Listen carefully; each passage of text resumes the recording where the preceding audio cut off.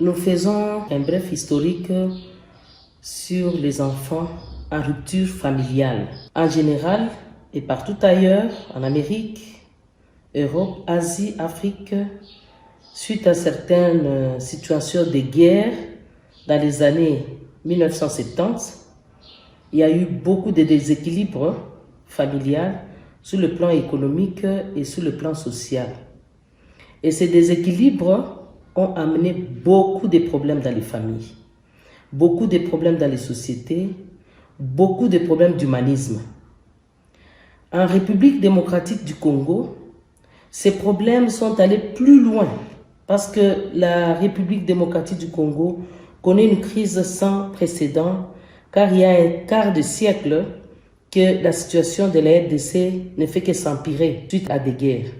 Et aujourd'hui, nous avons des décès, dans les décès d'un parent, de deux parents, et nous avons des orphelins. Et ces orphelins subissent des rejets dans la société, des violences tout autour d'eux. Et en dehors de ça, nous avons des divorces, nous avons des tortures familiales, même la sorcellerie. Ces enfants ne connaissent pas l'amour, même pas l'affection. Et suite au manque de concertation de famille, sachant que le milieu dans lequel l'enfant doit se développer, c'est la famille, l'enfant n'a pas l'amour, et le fait que l'enfant n'a pas l'amour, il n'est pas encadré, il se retrouve sur la rue. Et là, sur la rue, l'enfant est exposé à la mendicité, à la violence du monde qui l'entoure, il est exposé aux drogues. Vous allez voir, il y a des enfants qui sont tout le temps drogués, soit ils prennent ce qu'on appelle le col. En dehors de ça, les enfants manquent l'encadrement, même les soins médicaux. Ce qui fait que les enfants sont exposés à la mort. La mort qui arrive suite aux maladies qui sont mal gérées par la société, qui sont mal gérées par la communauté. Les enfants accèdent difficilement aux services sociaux de base. Ils sont mal accompagnés sur le plan psychosocial, juridique, et ils manquent d'éducation. Ils n'ont même pas à manger. Ils sont malpropres, donc ils n'ont même pas d'hygiène. Et cela les expose à plusieurs problèmes. Tous ces problèmes, il y a certaines personnes de mauvaise moralité entretiennent ces enfants ou bien soutiennent ces enfants dans cet état de choses. Et nous allons voir au fur et à mesure que ces enfants restent toujours sur la rue sans être encadrés, ils sont exposés au vol, au viol, au banditisme. Et c'est un problème d'insécurité qui commence à s'implanter au niveau de la République démocratique du Congo.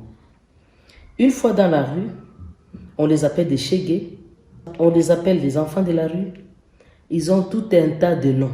Et par respect quand même pour ces enfants, nous préférons les appeler les enfants en rupture familiale. La RDC compte actuellement à Kinshasa, en dehors de Kuluna, 800 enfants en rupture familiale et plus de 16 centres d'hébergement. Au nord Kivu, plus précisément à Goma et à Bukavu, nous savons qu'il y a beaucoup de guerres là-bas. Il y a certains centres d'hébergement de ces enfants, mais le processus pour intégrer ces enfants est compliqué, est difficile. Ce qui fait que ces enfants restent constamment dans la rue. Et une étude a prouvé 71 enfants en rupture familiale sont dans la rue et ne sont pas encadrés. Et à Lubumbashi, comme on a dit, en 2011 déjà, nous avons constaté qu'il y a 650 enfants en rupture familiale. Et en 2019, le chiffre est passé de 650 à 1951. Et à moins de 8 ans, il y avait déjà 1300 enfants en rupture familiale qui sont sur la rue. L'âge de ces enfants varie de 0 à 20 ans et 21 et plus.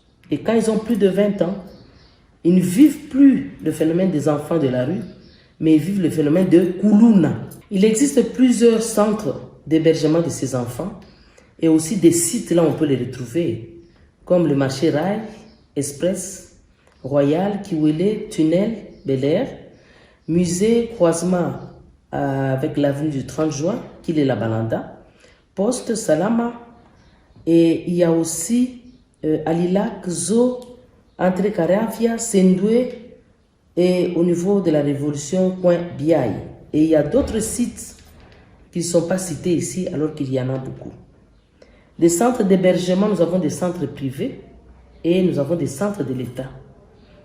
Et notre problème ici, c'est surtout au niveau des centres de l'État, parce que notre étude se base sur un des centres de l'État. Nous avons des centres de la prison Kassapa, centre de Tumbwe, des centres de Lukuni et Kanyamakasese. Voilà, en guise d'introduction, ce que nous voulions vous dire sur ces enfants qui sont abandonnés, sans abri, qui sont abandonnés, sans encadrement, sans éducation, ils sont malpropres et qui vous meurent sur la route à cause d'une inattention envers ces enfants, manque d'amour et manque d'affection.